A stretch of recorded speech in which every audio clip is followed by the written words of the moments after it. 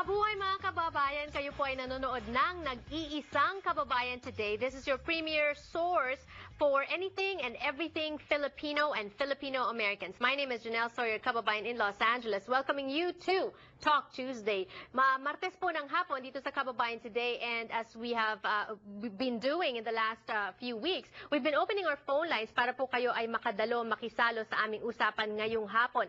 And like I mentioned earlier at the top of the program, some artists, Kababayan artists, have united. And this event is being called Artists United, a concert for Philippine disaster relief. This is to help those victims of the earthquake in Bohol. Two of those performing are joining us this afternoon, Mon David and Tateng Katindig. Both are very well-known, very esteemed, multi-awarded jazz artists. Hello and welcome to Kababayan Today. Magandang araw sa iyo, Janelle. Magandang hapon, Janelle. Salamat. What I like about these guys, they are very accomplished, have made a name for themselves in the Philippines, also here in the States, and yet they make time to give back. Paano ba nasimulan yung coming together to plan an event like this? Alam mo, ang nag-umpisa nito talaga si Madam Procy de la Cruz. Nakita ko yung message niya, tapos sumabot kay Ted. Alam mo naman si Ted, ang bilis gumalaw niya. So nabuo na itong ating fundraiser for our kababayan sa Bohol at Cebu. As an artist, Tateng, I'm sure a lot of you are being offered to do fundraising for the benefit of, you know, reconstructing the church or building this or building that, and then disaster relief for the Philippines.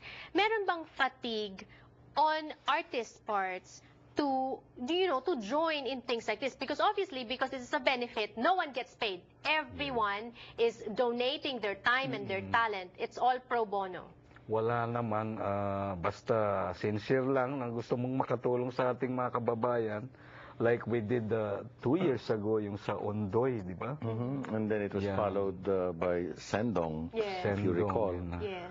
Wala naman. Ako rin, I don't think there's such a thing, a fatigue. If you volunteer and if you really feel for our kababayans, kung available ka, everyone's free to contribute their talent, their music, and their time sa being production assistant sa ginagawa natin ito, o kaya mag-attend, to support the show. So on behalf of the community, let me first thank you for doing this, because I know that it's not easy to donate your time. You know, they say that time is the most precious gift, no? Because, like, let's say money. If you give money, you can always earn money back. But when you give off your time, that's time that you will never get back. That's right. In our case, we can't give that much money because all we can share is our talent, our music, our songs.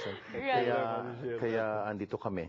Andito kami also to announce and invite and encourage our kababayans to help and support. Kung may panahon po kayo, $20 entrance fees is malaking bagay yan. Pagka dumami, nagpatong-patong yan, marami po tayong matutulungan. And it's nothing for our kababayans, $20. Some people, that's not even enough for a meal for some people, diba? So $20 lang po ang entrance fee. But before we proceed, we're going to be talking a little bit more about the concert. What I like about you guys is, as I mentioned earlier, you guys are very busy, and yet you're making time. Because apart from this, you each have your own gigs, right? Let's start with Tateng first. Anything you're working on? Yes, go ahead. Yeah. Oh, thank you. Thank you for the opportunity. I'll be at the Grand Star Jazz Club on November 7 with the local Mojo Japanese group. November 8 with Ryan Ross, bass player of the Lighthouse, Parker.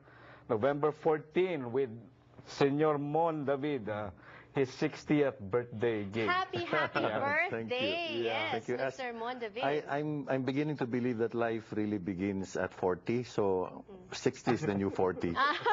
I'm turning 60, and this is going to be like a Thanksgiving celebration as well, because ang family ko kompleto po ngayon dito sa LA, so I want to celebrate with them. Of course, the only way is to make music, play jazz and sing songs, beautiful songs, and I get to play with this great pianist beside me. Yeah, mga kababayan, we see them on TV, we see them performing. They're considered celebrities in our community, in our country, back in the Philippines, but also, pagdating dito sa Amerika, we all know this, lahat tayo, di ba, pantay-pantay. We experience the same problem starting over here in the States, maybe being away from loved ones, from family and friends for a while. So if you have any questions for these idols of yours, Tateng Katindig and Mon David, we're also opening our phone lines. So feel free to call in. So if you have any questions for them about their career, about the benefit that they're promoting, they're being part of, and that's happening on November 15. Yes. Also,